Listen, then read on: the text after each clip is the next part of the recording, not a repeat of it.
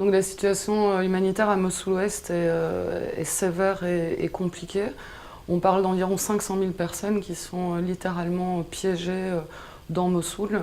L'offensive militaire est importante, il y a de nombreuses victimes civiles, de très nombreux blessés et on commence à voir des signes de malnutrition également parmi les enfants qui quittent Mossoul-Ouest, montrant qu'on est face à un siège efficace.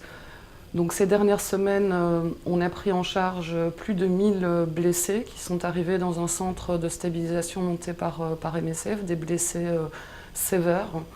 Il y a aussi environ 150 000 personnes qui sont déplacées dans des camps aux environs de Mossoul-Ouest.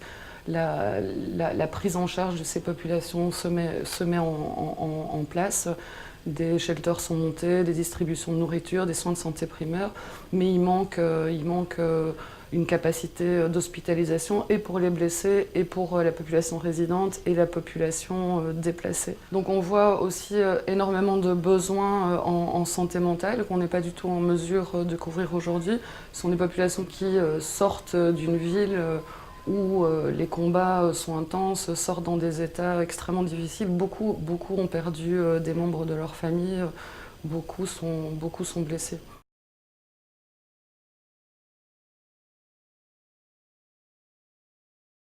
MSF a commencé à travailler dans le sud de Mossoul, dans des villes qui avaient été reprises par l'armée quand la situation sécuritaire le permettait.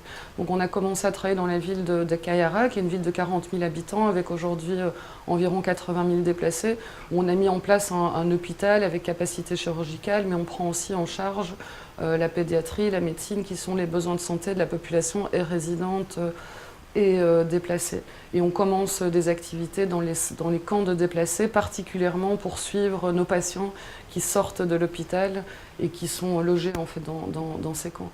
Ensuite, on a mis en place un peu plus au nord, à une vingtaine de kilomètres en fait, de Mossoul, un centre de stabilisation des traumas, où là on a pris en charge plus de 1000 blessés. Dans des conditions assez sévères, on les stabilise et on les réfère vers d'autres hôpitaux. Et finalement, on vient de commencer des activités dans Mossoul-Ouest, au sud de Mossoul, à nouveau dans une zone recontrôlée par l'armée, où là on a des activités de stabilisation aussi du trauma et de référence, prise en charge des blessés. Et bientôt, on va mettre en place un hôpital et pour les blessés chirurgicales, mais aussi pour les besoins de la population qui reste en partie au sud de Mossoul.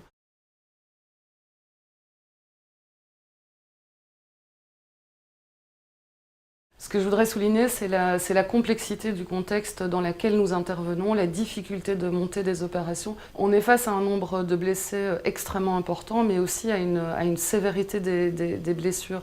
Les personnes sont soit touchées par des mortiers, on a des patients qui ont explosé sur des mines en courant, en fuyant Mossoul. Et ça veut dire une prise en charge chirurgicale en urgence pour stabiliser ces personnes. Aujourd'hui, on est capable de prendre en charge les personnes uniquement dans les zones qui ont été reconquises par l'armée.